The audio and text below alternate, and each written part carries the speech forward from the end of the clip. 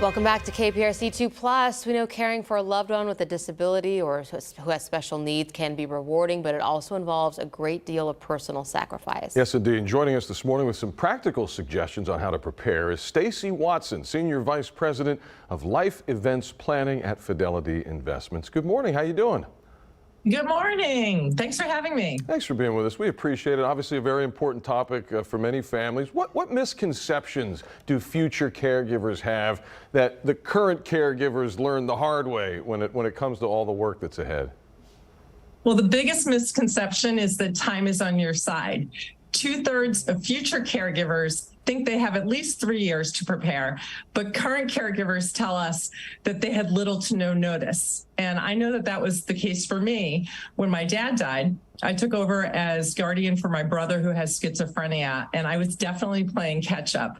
So if you know that you're going to be a caregiver in the future, the time to plan is now. And that includes things like building a support network and developing a family communication plan, and also understanding if there are any government benefits available for you.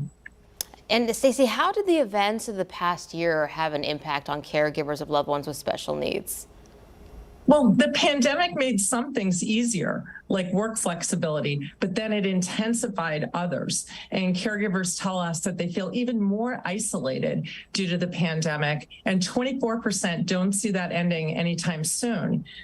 The job is hard enough already, and often caregivers are reluctant to ask for help. But my message is asking for assistance is a sign of strength, not weakness. And if you know someone who is a caregiver, proactively help them out. Run an errand, drop off groceries, don't ask, just do. And small acts can really make a big impact. I love that. Just do. Don't ask. A lot of times you ask thinking you're being nice, but they don't want to bother you, and maybe they don't even know what they need. Just go out and do something nice for somebody. That's a great point. Let's ask you about some of the in general top concerns that caregivers have, maybe regardless of the economic climate or whatever the case may be.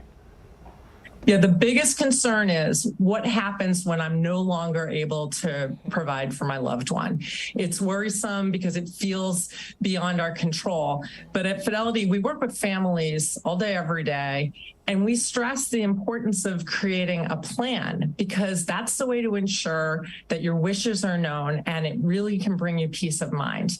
And that includes things like identifying the future care team, as well as preparing a financial strategy for their future. And we have lots of resources and helpful checklists at fidelity.com/special needs planning. And are there any other tips, Stacey, to help caregivers lessen some of that daily stress? Yeah, caregivers told us, first of all, don't go it alone. Assign family members specific roles, including someone who can serve as backup for you when you really need a break. They also said make time for self-care, because 7 in 10 caregivers say that they neglect their own needs. And that little bit of self-care can really help you from feeling burnt out.